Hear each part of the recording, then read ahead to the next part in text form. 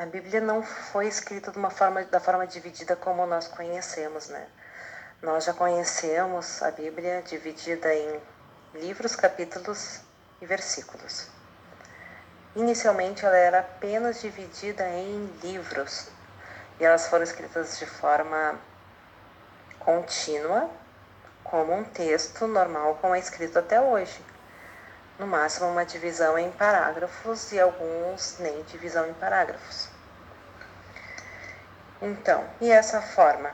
Como foi que a Bíblia chegou a ser dividida em capítulos e versículos? Uma coisa importante salientar, houve um motivo para isso acontecer. Quando nós vemos no Novo Testamento porções da Bíblia em que Paulo cita as Escrituras, que ele cita Isaías ou outro profeta, ele cita assim como está escrito, de acordo com as Escrituras, e cita o texto bíblico. Desta forma, as únicas pessoas que conseguiriam encontrar no texto bíblico, no texto, nas Escrituras Sagradas, essa porção que Paulo citou, seriam somente as pessoas muito conhecedoras da palavra, porque é um texto contínuo, e Paulo não dá informação no máximo, ele diz qual profeta que falou, qual profeta que ele está citando.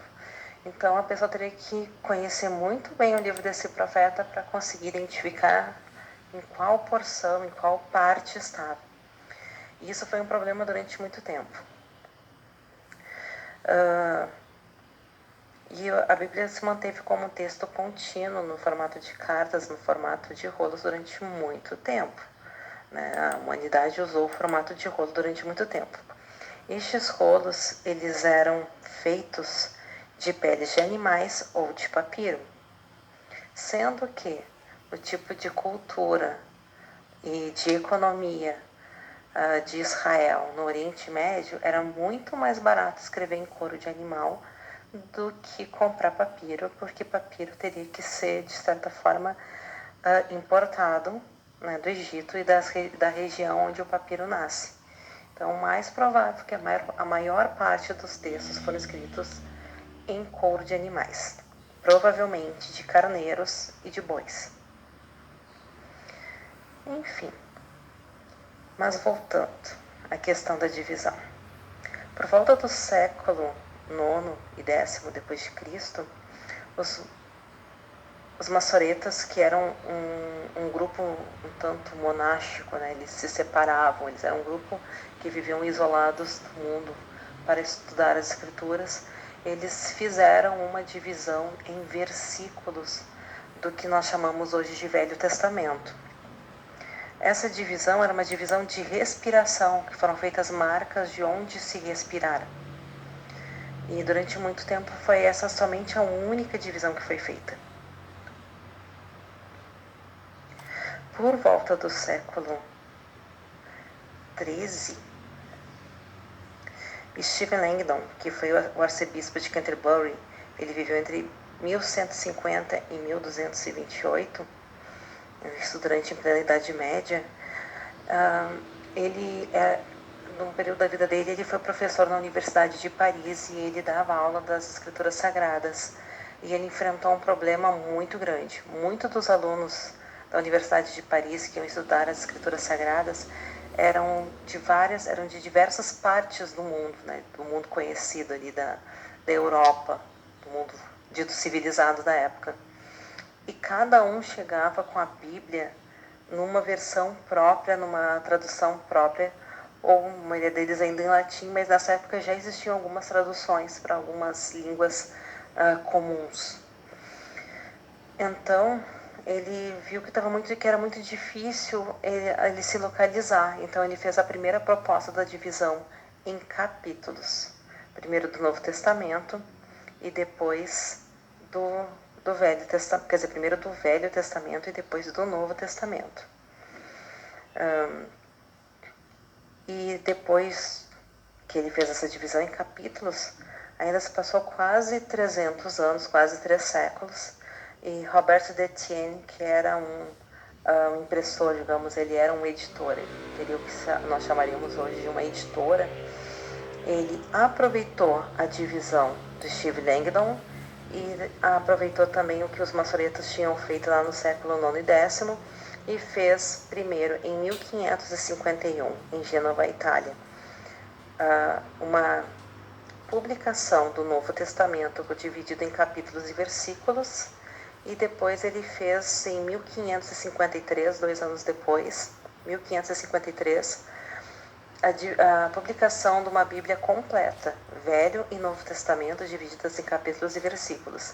Isso facilitou. Não foram as únicas tentativas de divisões. Houve várias tentativas. Uma delas, o livro de Marcos, que é um livro relativamente pequeno, tinha 50 capítulos, então ficou muito complicado.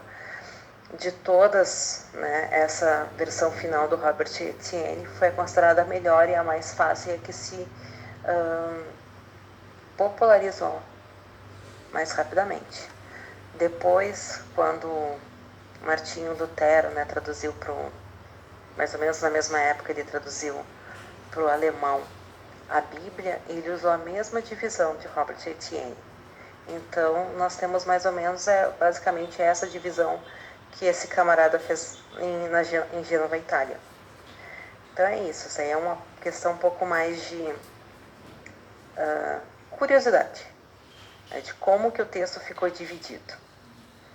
Algumas pessoas foram contra essa divisão e ainda há estudiosos que são contrários à divisão em capítulos e versículos, porque eles dizem que antes se via o texto completo e que o texto dividido dá margem de que porções sejam retiradas sem que se observe o contexto,